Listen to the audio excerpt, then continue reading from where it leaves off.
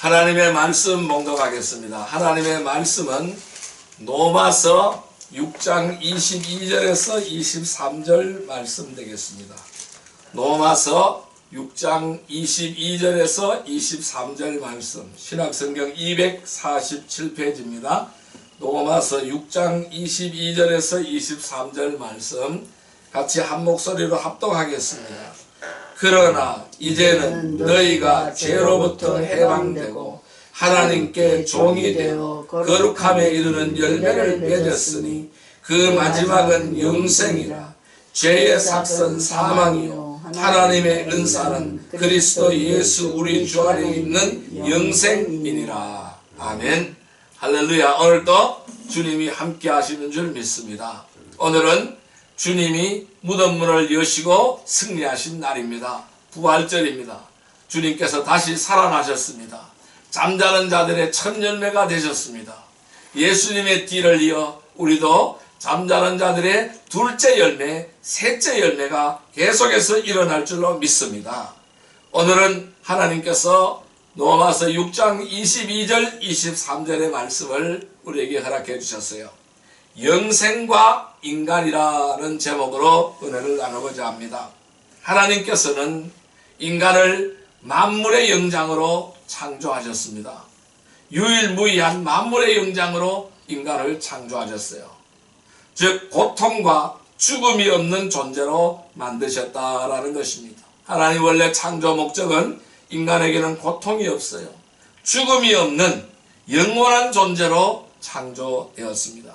그러나 아담과 하와가 하나님 앞에서 범죄함으로써 모든 인간에게 죽음이 다가오게 되었습니다. 우리의 죄성은 죄의 행동을 가져와 버렸고 결국은 사망이라는 삭을 얻게 되었습니다. 그래서 죄의 삭은 사망이 된 것입니다. 사망은 무엇일까요? 이 죽음은 바로 무엇일까요? 하나님과의 영원한 분리인 것입니다. 하나님과 연결되어 있는 것이 분리되어 버리는 것, 이것이 바로 죽음이라는 것입니다. 그래서 이 사망은 결국 영원한 지옥불에 떨어지게 하는 것이 사망이다라는 것입니다. 그러나 그 반대되는 말이 있어요. 그 반대되는 말은 뭐냐면은 영생입니다. 영생은 영원히 사는 것입니다. 죽지 않고 영원히 사는 것입니다. 이 영생은 선물로 주는 것입니다. 이 선물로 주는 자의 은혜로 주어진다라는 것입니다. 즉 영생의 선물은 하나님의 은혜를 통하여 주시는 구원이 바로 영생의 선물이다라고 말씀드릴 수가 있습니다. 죄를 범한 자는 죄를 지었기 때문에, 죄를 범했기 때문에 영원한 사망에 이르렀지만은 그리스도를 영접하여, 예수 그리스도를 영접하여 구원받은 자는 둘째 사망에 이르지 않습니다. 둘째 사망에 이르지 않고 영원한 천국에 이르게 되어진다라는 것입니다. 자, 그래서 하나님의 선물은, 이 영생이라는 하나님의 선물은, 구원이라는 이 하나님의 선물은 영원한 생명이 되는 것입니다. 왜 우리에게 하나님이 은혜로 주시는 영생이 필요할까요? 우리에게는 무엇 때문에 하나님이 은혜로 주시는 영생이 필요할까요? 그것은 바로 에덴 동산에서 아담의 죄로 인하여 모든 사람이 사망에 이르렀기 때문입니다. 그래서 뭐 한 사람 때문에 모든 사람이 사망에 이르렀기 때문이란 거예요. 그렇기 때문에 하나님이 은혜로 주시는 영생이 필요하다라고 말씀드릴 수가 있습니다. 자, 로마서 5장 12절의 말씀을 같이 읽어볼까요? 로마서 5장 12절의 말씀을 같이 읽어보겠습니다. 246페이지입니다. 로마서 5장 12절 말씀 같이 읽어볼까요? 그러므로 한 사람으로 말미암아 죄가 세상에 들어오고 죄로 말미암아 사망이 들어왔나니 이와 같이 모든 사람이 죄를 지었으므로 사망이 모든 사람에게 이르렀느니라. 자, 왜 사람이 사망에 이르게 되었을까요? 한 사람으로 말미암아 죄가 세상에 들어왔기 때문에 그렇습니다. 그리고 죄로 말미암아 사망이 들어왔기 때문입니다. 그래서 모든 사람이 죄를 지었다라는 것입니다. 그래서 사망이 모든 사람에게 이르렀다는 것입니다. 이것을 가지고 신학적인 용어로 대표의 원리라고 설명을 합니다. 그러니까 우리의 조상이 첫사람 아담이 죄를 범했기 때문에 사망이 모든 사람에게 이르렀다라는 것입니다. 모든 사람에게 사망이 이르렀다는 것입니다. 여러분, 그런데 이 죄와 사망의 문제를 해결할 수 있는 분은 아무도 없는 거예요. 왜? 다 죄인이기 때문에, 하나님의 영광에 이르지 못하기 때문에 이 사망의 문제를 해결할 수 있는 분은 오직 예수 그리스도밖에 없다라는 것입니다. 그래서 예수 그리스도께서 우리의 죄를 담당하시려고 십자가에서 피 흘려 죽으셨습니다. 자, 베드로전서 2장 24절의 말씀을 볼까요? 신약성경 380페이지입니다. 신약성경 380페이지 베드로전서 2장 24절 말씀입니다. 베드로전서 2장 24절 말씀, 같이 읽겠습니다. 신이 나무에 달려 그 몸으로 우리의 죄를 담당하셨으니 이는 우리로 죄에 대하여 죽고 의에 대하여 살게 하려 하심이라. 그가 채찍에 맞음으로 너희는 나음을 얻었나니. 자, 우리 예수 그리스도께서 신이 나무에 달려서 그 몸으로 우리의 죄를 담당하셨다고 했습니다. 왜? 우리로 죄에 대하여 죽고 의에 대하여 살게 하려 하심이라, 이렇게 설명하고 있습니다. 그러나 예수님께서 십자가에 달리신 것은 우리로 죄에 대하여 죽게 만들기 위해서 그렇습니다. 그리고 하나님의 의에 대하여 살게 하려 하기 위함입니다. 그래서 우리는 다시 살아난 것입니다. 자, 그래서 이 예수 그리스도께서 우리의 죄의 문제를 해결하시기 위하여 죽으시고 부활하심으로써 우리가 죄에서 벗어나 새 생명을 얻게 되었다라는 것이죠. 즉 여러분, 하나님이 주시는 영생은 영원히 예수 그리스도와 함께하는 영생인 줄 믿습니다. 예수 그리스도와 함께하는 생명이 바로 영생인 줄 믿습니다. 여러분, 그런데 이 영생을 잃어버릴 수가 있다면 그것은 영생이 아닌 것입니다. 영생은 영원한 것입니다. 잃어버릴 수가 없는 것입니다. 왜? 이 영생의 선물은 구원받은 자는 영원히 구원받아서 하나님의 자녀로 살아가는 것이기 때문에 그렇습니다. 자, 오늘 본문에 이렇게 말씀하고 있어요. 죄의 삭선 사망이요 하나님의 은사는 그리스도 예수 우리 주 안에 있는 영생이니라, 이렇게 설명하고 있는 것입니다. 그렇기 때문에 영생을 잃어버릴 수 있다면 그것은 영생이 아닌 것이죠. 영생의 선물은 구원받은 자는 영원히 구원받아서 하나님의 자녀로 살아가게 된다는 것입니다. 여러분, 하나님의 주시는 영생의 선물을 믿는 자가 영원히 사는 생명인 것입니다. 이는 천국에서의 영원한 삶을 의미하는 것이다 라고 말씀드릴 수가 있어요. 그래서 영생의 선물을 받는 길을 알아야 되는 거예요. 이 영생의 선물을 받는 길은 오직 예수 그리스도이시다라는 것입니다. 이분 외에는 없는 것입니다. 그래서 오늘 본문 말씀이 로마서 6장 23절은 죄의 삭선 사망이요 하나님의 은사는 그리스도 예수 우리 주 안에 있는 영생이니라 라고 설명하고 있는 것입니다. 여러분, 이 예수 그리스도를 믿으면은 구원을 받는 것이 기독교의 진리가 되는 것입니다. 만고불변의 진리가 되는 것입니다. 우리는 오늘 이 말씀 속에서 영생과 인간이라는 내용을 살펴보아야 됩니다. 또 영생과 인간 또한 복음의 진정한 의미를 살펴보고 우리는 건전한 신앙을 정립을 해야 될 줄로 믿습니다. 자, 그렇다면은 영생과 인간관계 속에서 우리는 무엇을 살펴봐야 될까요? 인간과 영생의 관계 속에서 우리는 무엇을 살펴봐야 될까요? 그 살펴봐야 될 첫 번째 요소는 부활입니다. 따라할까요? 부활. 예. 자, 요한복음 11장 25절에서 26절 말씀을 보겠습니다. 요한복음 11장 25절에서 26절의 말씀을 보겠습니다. 신약성경 165페이지입니다. 신약성경 165페이지 요한복음 11장 25절에서 26절 말씀입니다. 예, 같이 읽을까요? 예수께서 이르시되 나는 부활이요 생명이니 나를 믿는 자는 죽어도 살겠고 무릇 살아서 나를 믿는 자는 영원히 죽지 아니하리니 이것을 내가 믿느냐. 다시 한번 읽습니다. 예수께서 이르시되 나는 부활이요 생명이니 나를 믿는 자는 죽어도 살겠고 무릇 살아서 나를 믿는 자는 영원히 죽지 아니하리니 이것을 내가 믿느냐. 여러분, 예수님은 십자가에 못 박혀 죽으시고 다시 살아나셔서 승천하셨습니다. 그렇게 지금도 살아계십니다. 죽음을 이기는 방법은 뭘까요? 부활입니다.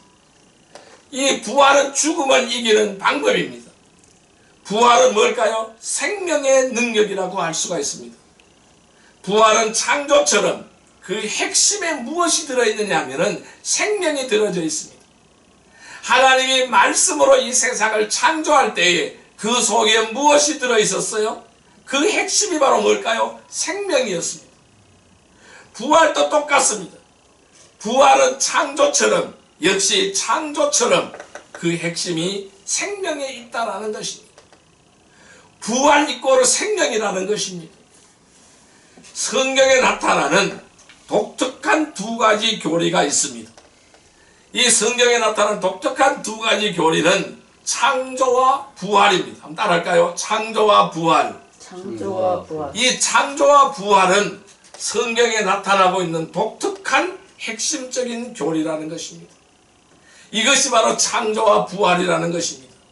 여러분, 이 창조의 진리는 믿음이 없이는 받아들일 수가 없습니다. 하나님이 이 세상을 창조하셨다는 것, 믿음이 없으면 받아들일 수가 없습니다. 아직까지도 수많은 사람들이 이 창조를 받아들이지 못하고 있습니다. 어느 날 갑자기 뻥 하고 터져가지고 우주가 생겼다고 말을 합니다. 그리고 사람은 바로 원숭이가 돌연변이를 일으켜서 사람이 되었다고 말합니다. 완전히 엉터리인 거죠. 창조의 진리는 믿음이 없이는 받아들일 수가 없다라는 것입니다. 왜 그럴까요? 성령이 임하지 않으면 창조는 이해가 되지 않기 때문입니다. 하나님이 이 우주 만물을 창조하셨다는 것, 이 세상을 창조하셨다는 것 이해가 되지 않는 것입니다. 왜? 성령이 임하지 않으면 이해할 수 없는 것입니다. 그러나 그 사람에게 성령이 임할 때에, 성령이 임재할 때에 창조는 이해가 되어질 수 있는 것입니다. 성경은 예수님께서 물리로 걸으시고 죽은 자를 살리는 이적들을 기록하고 있습니다. 이러한 이적은 인간의 이성으로는 절대적으로 이해가 되지 않는 것입니다. 어떻게 죽은 자가 다시 살아납니까? 어떻게 물리를 걸어다닐 수가 있습니까? 어떻게 소경이 눈을 뜰 수가 있습니까? 어떻게 안전뱅이가 이렇게 세워질 수가 있습니까? 인간의 이적으로는, 이러한 이적은 인간의 이성으로는 절대로 이해가 되지 않는다는 것입니다.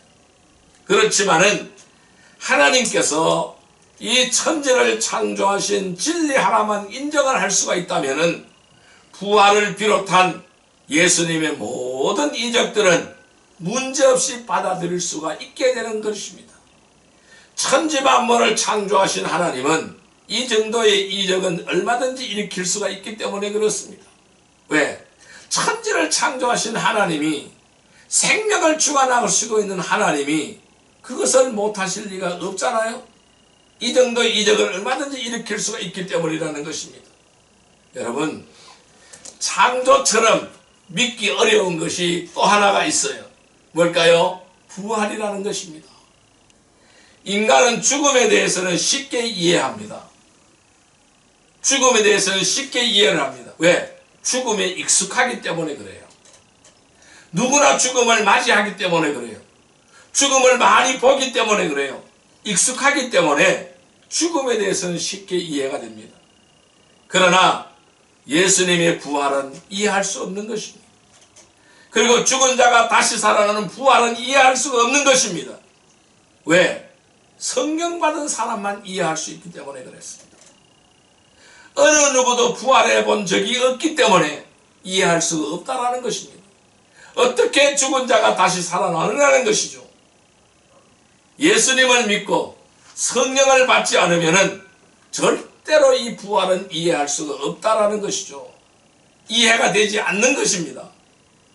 인간의 이성과 인간의 상식으로 생각할 때에 어떻게 죽었던 사람이 다시 살아날 수 있는가? 말이 안 된다라는 것입니다.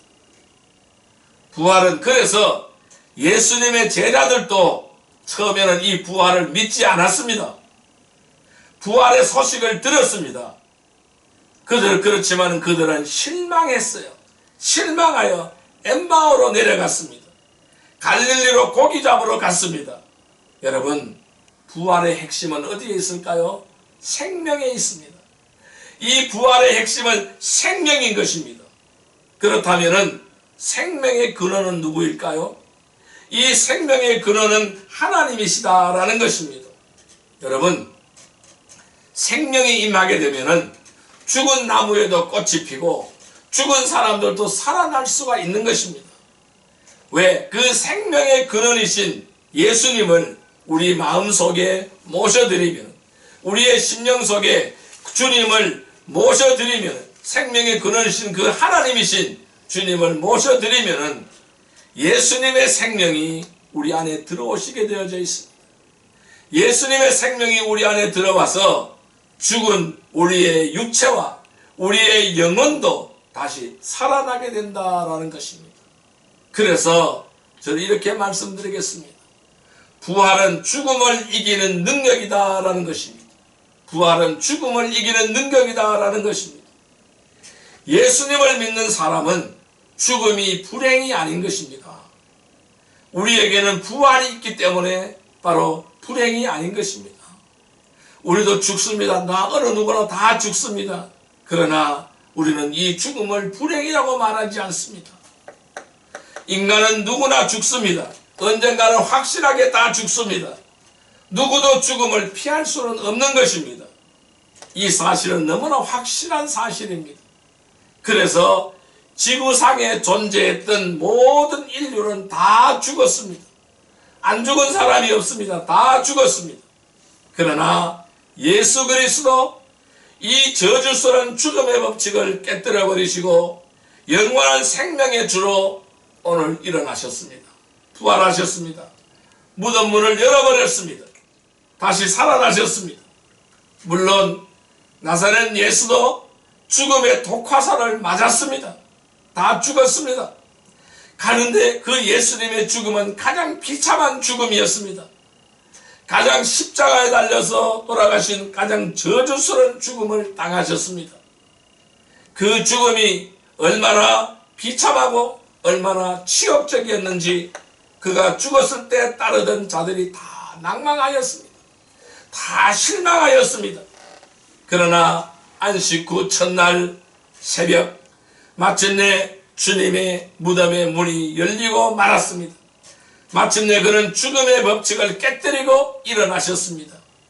영원한 사망의 권세를 박살내버리고 영원한 새 생명의 주로 부활하셨습니다.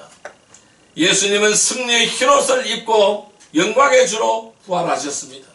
바로 이 영광의 주님께서는 십자가에 죽으시기 전 나사로의 죽음 앞에서도 이렇게 말씀하셨잖아요.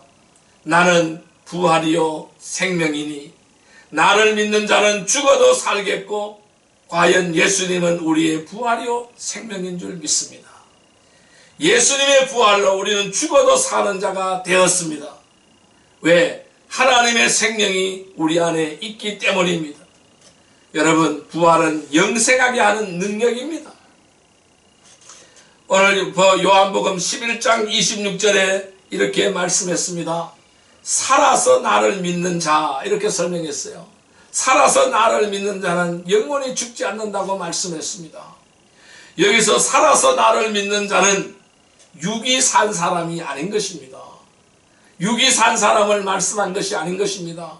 영이 산 사람을 의미하는 것입니다. 거듭난 사람을 말하는 것입니다. 예수님을 믿지 않는 자는 육신이 살았다고 하지만은 영은 죽었기에 그런 사람에게는 영생이 없는 것입니다. 예수 그리스도 안에 있는 자는 영생이 있습니다. 왜? 영혼이 죽지 않기 때문에 영원한 삶을 살아가는 것입니다. 여러분, 이 예수님을 믿는 사람은 영생을 소유한 사람입니다. 죽음은 더 나은 세계로 옮아가는 하나의 관문에 지나지 않습니다. 새로운 세상을 경험하는 하나의 관문에 지나지 않는다라는 것입니다. 그래서 우리는 죽음을 두려워할 필요가 없다라는 것이죠. 사망이 더 이상 우리를 그 무덤 속에 가둬놓을 수가 없는 것입니다. 마지막 날 주님께서 재림하실 때에 다 토해낼 수밖에 없는 것입니다. 예수님께서 부활의 첫 열매가 되심으로써 인간의 이성을 초월한 신앙의 신비를 드러내게 된 것입니다. 그러므로 부활은 뭘까요? 영생의 시작입니다. 또한 영생의 보장이라고 할 수가 있습니다. 한번 따라할까요? 부활은 영생의 시작이요. 부활은 영생의 시작이요. 영생의 보장이다. 영생의 보장이다. 예, 이 부활은 영생의 시작이고 영생의 보장이라고 할 수가 있습니다. 그래서 우리의 영생은 바로 부활로부터 시작이 되는 것입니다. 주님이 부활로부터 시작이 되는 것입니다. 거기에 따라서 주님이 부활하셨기에 우리도 부활하게 되는 것입니다. 여기서 한 가지 중요한 사실은 주님의 부활의 능력이 나의 능력이 되기 위해서는 반드시 믿음이 필요하다는 것입니다. 나도 주님처럼 부활하기 위해서는 반드시 믿음이 필요하다는 것입니다. 믿음으로 이 부활 신앙을 소유하기를 바랍니다. 성도 여러분, 오늘 부활의 주님을 찬양하며 확실한 부활의 신앙을 가지고 거룩함에 이르는 열매인 영생의 소망을 가지고 믿음으로 전진하는 우리 복된 성도들이 다 되시기를 주님의 이름으로 축복합니다. 오늘 우리는 이 두 번째로 우리는 무엇을 우리는 살펴봐야 되느냐 하면은 영생과 인간의 관계 속에서 우리는 무엇을 살펴봐야 되느냐 하면은 두 번째는 심판이라는 것입니다. 따라할까요? 심판. 심판. 예, 어느 누구에게나 심판이 있습니다. 자, 마태복음 25장 31절에서 33절 말씀을 볼까요? 신약성경 44페이지입니다. 신약성경 44페이지 마태복음 25장 31절에서 33절 말씀입니다. 마태복음 25장 31절에서 33절 말씀 같이 읽겠습니다. 인자가 자기 영광으로 모든 천사와 함께 올 때에 자기 영광의 보좌에 앉으리니 모든 민족을 그 앞에 모으고 각각 구분하기를 목자가 양과 염소를 구분하는 것 같이 하여 양은 오른편에 염소는 왼편에 두리라.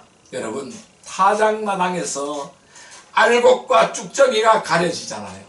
타작마당에 가면 알곡과 쭉정이가 가려지게 되어 있습니다. 자, 그래서 인간에게도 최후의 심판이 있다는 사실을 오늘 우리는 이 마태복음 25장의 말씀을 통해서 우리에게 가르쳐주고 있습니다. 예수님께서 분명하게 말씀하셨습니다. 언제? 양과 염소를 분별한다고 말씀하셨어요. 예수님의 교훈은 뭘까요? 각각 분별한다고 말씀하셨어요. 각각 구분한다고 말씀하셨어요. 각각 구분을, 양과 염소를 각각 구분한다고 말씀하셨습니다. 여러분, 지금은요, 양과 염소가 섞여 있는, 양과 염소가 섞여 있듯이 한 곳에서, 한 초장에서 풀을 뜯고 있지만은 마지막 날에는 분명히 갈라진다라는 사실을 말씀하는 것입니다. 알곡과 가라지가 한데 얽혀 자라는 것과 같다라는 것입니다. 알력의 들판에 가면은요, 이 가라지가 쑥쑥 올라와 있는 것을 볼 수가 있습니다. 가라지와 알곡이 같이 자라고 있는 것을 볼 수가 있습니다. 알곡과 가라지가 한때 얽혀 있는 것과 같다라는 것입니다. 같은 초장에서 양과 염소가 풀을 뜯어먹고 있는 것입니다. 여러분, 이 주님의 심판에는 어중간한 것은 없는 거예요. 중간 상태라고는 없다라는 것입니다. 의인으로 분류되는 양의 무리에 속하든지 악인으로 분류되는 염소의 무리에 속하든지 둘 중에 하나라는 것입니다. 양과 염소라는 것입니다. 알곡과 가라지라는 것입니다. 오른편 양의 무리에게는 창세로부터 예비된 축복의 나라에 들어가게 되는 것이죠.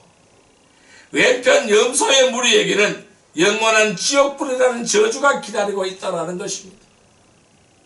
알곡은 창고에 들어가게 되지만은 가라지는 불살려질 수밖에 없다라는 것입니다. 여러분, 여기서 말하는 심판은요, 각각이라고 설명하고 있습니다. 집단적인 심판이 아니라는 것이죠. 개인적인 심판이라는 것입니다. 이 세상에는 선한 사람, 악한 사람 같이 살고 있습니다. 그래서 구별하기도 어렵지만은 함부로 구별해서도 안 됨을 말씀하신 적이 있습니다. 자, 이 가라지를 뽑지 말라고 했습니다. 추수 때 거두어 불살라진다고 주님은 말씀하셨습니다. 자, 마태복음 13장으로 가보겠습니다. 마태복음 13장 29절에서 30절 말씀을 보겠습니다. 신약성경 22페이지입니다.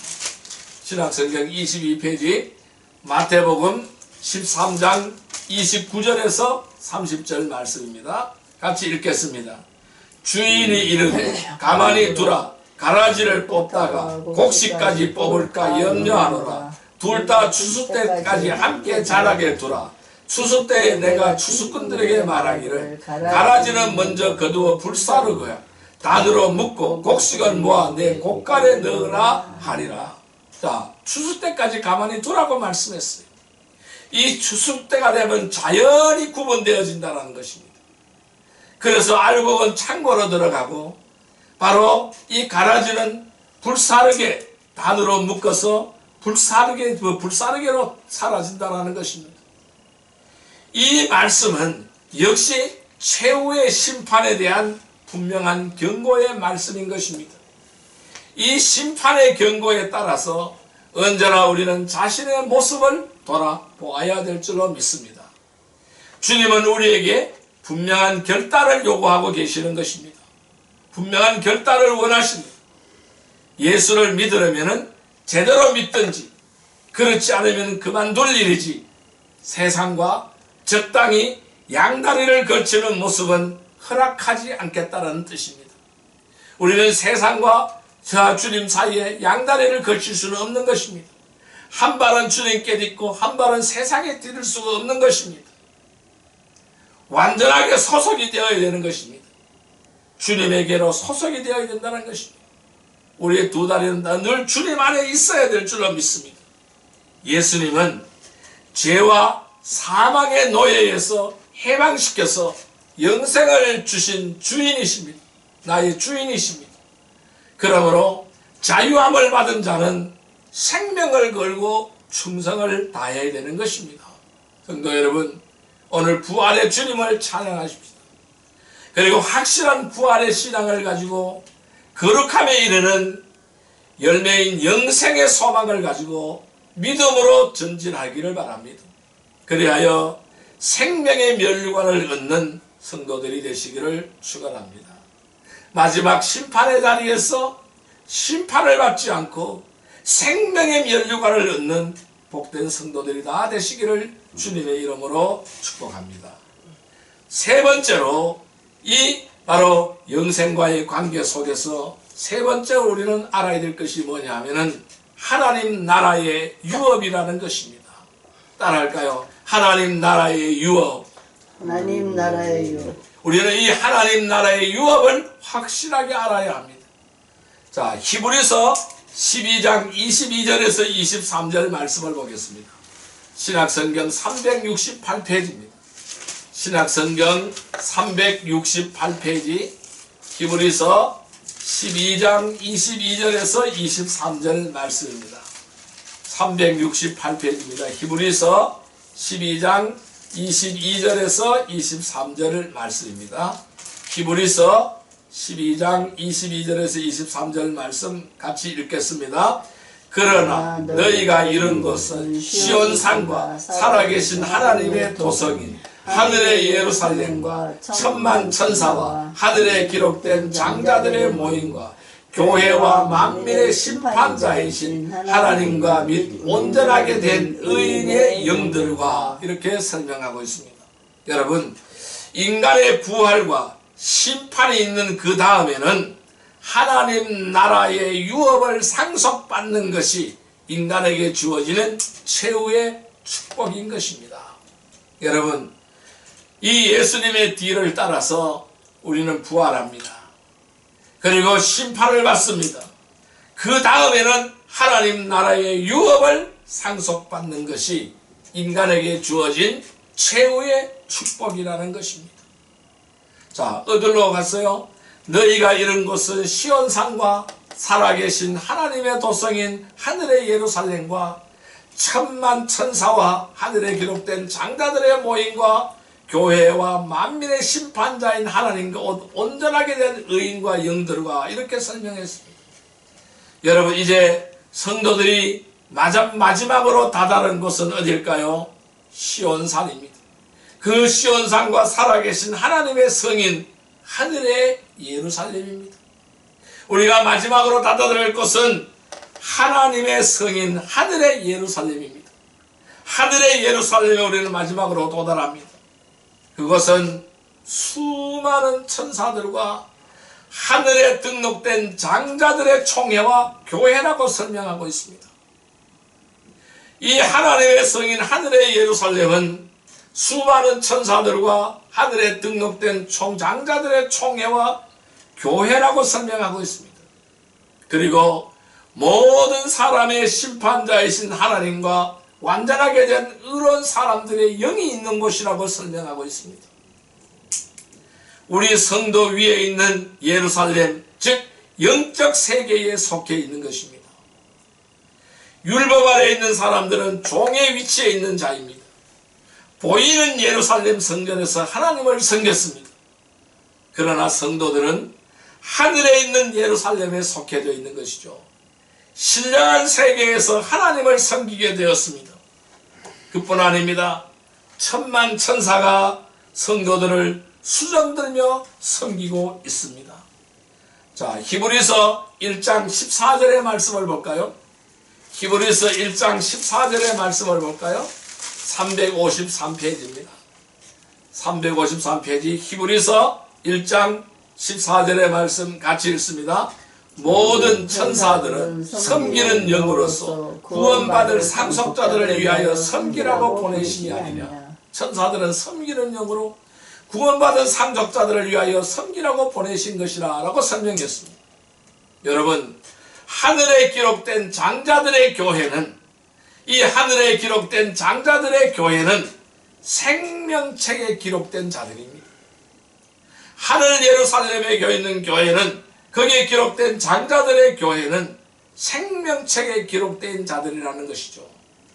하늘에 기록했다라는 것은 하나님의 생명책에 기록된 것을 가리키는 것입니다.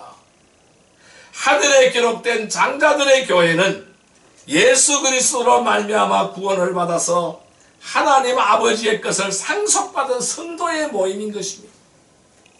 하나님 아버지의 것을 상속받은 성도들의 모임인 것입니다. 이것이 바로 장자들의 총회고 하늘의 교회라는 것입니다. 생명책에 기록된 자는 거룩한 백성이라고 칭함을 받게 되어진다는 것이죠. 자, 계시록 13장 8절의 말씀을 보겠습니다. 요한계시록 13장 8절의 말씀을 보겠습니다. 412페이지입니다. 412페이지 요한계시록 13장 8절의 말씀입니다. 요한계시록 13장 8절의 말씀을 보겠습니다. 네, 같이 읽을까요? 죽임을 당한 어린 양의 생명책에 창세 이후로 이름이 기록되지 못하고 이 땅에 사는 자들은 다 그 짐승에게 경배하리라. 자, 죽임을 당한 어린 양의 생명책에 창세 이후로 기록이 되지 못한 자는 이 땅에 사는 자들이고 다 그 짐승에게 경배하는 자들이라고 설명하고 있습니다. 그러면은 하나님 아버지의 것을 상속받은 모든 성도들은 어떨까요? 생명책에 기록된 사람들이죠. 그래서 이 생명책에 기록된 자만이 거룩한 백성이라고 칭함을 받게 되는 것입니다. 우리는 이 사실을 바로 알아야 됩니다.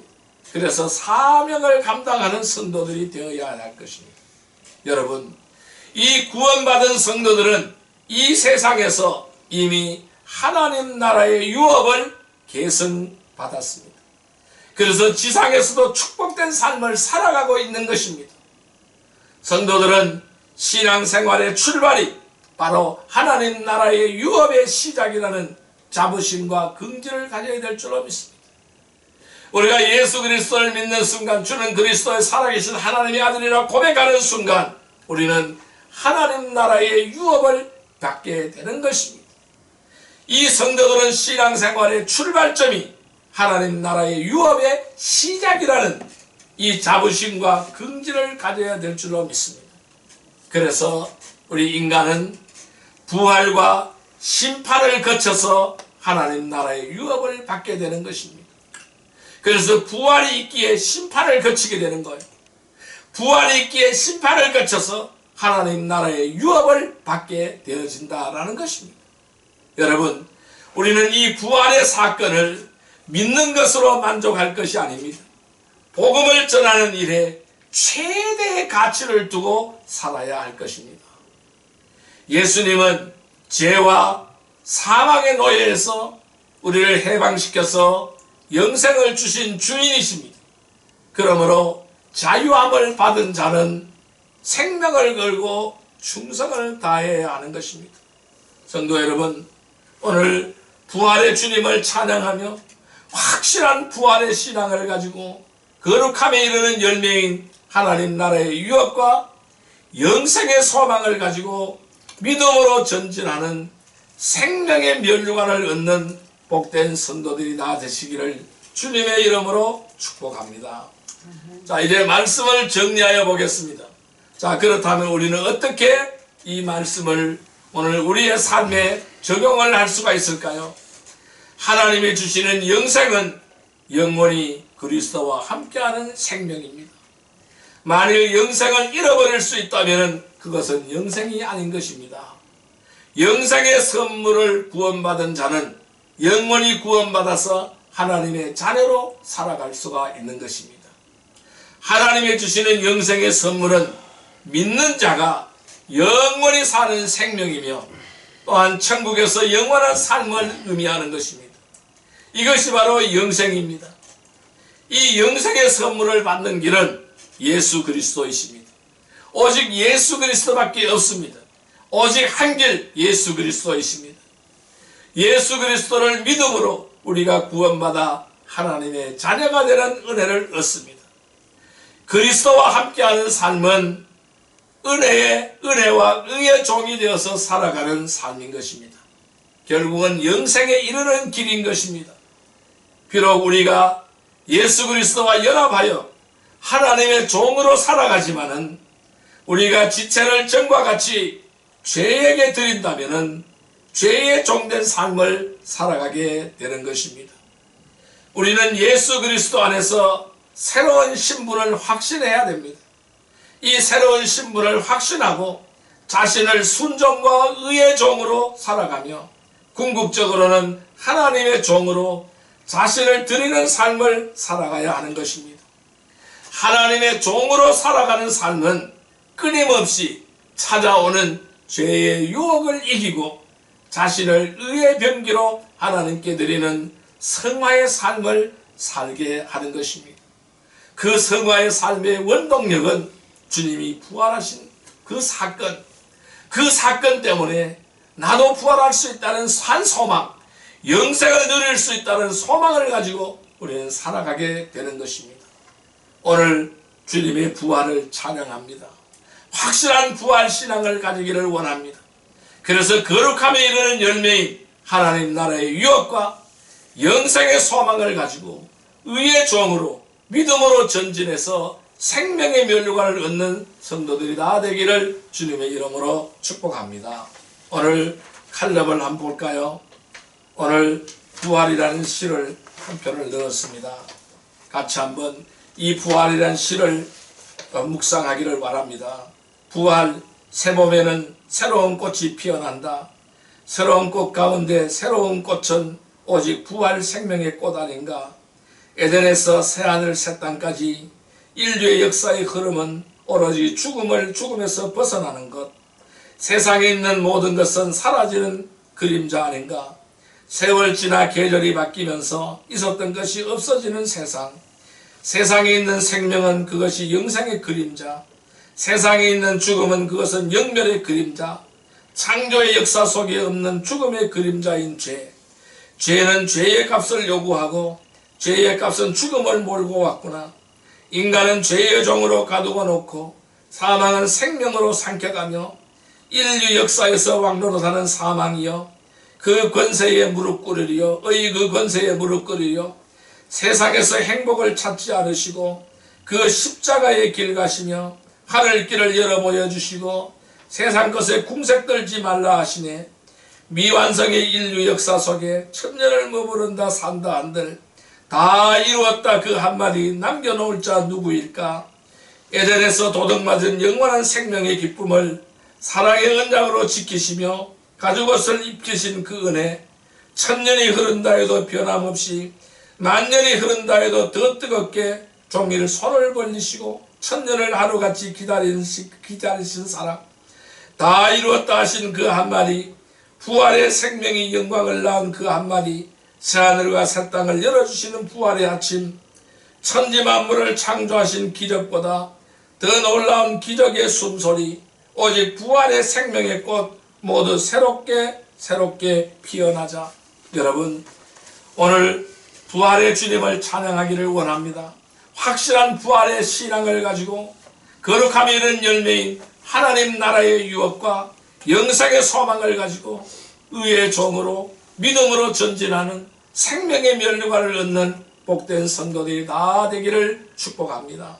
기도드리겠습니다. 사랑과 은혜의 아버지 하나님, 오늘 우리는 주님이 다시 살아나신 부활입니다. 부활절입니다. 부활의 아침을 맞이하였습니다. 오늘 부활의 주님을 찬양하기를 원합니다. 확실한 부활 신앙을 가지고 거룩함이 이르는 열매인 하나님의 나라의 유업과 영생의 소망을 가지고 의의 종으로서 믿음으로 전진하는 생명의 면류관을 얻는 우리 복된 성도들이 다 되게 하여 주옵소서. 예수님의 이름으로 감사하며 축복하며 기도드리옵나이다. 아멘.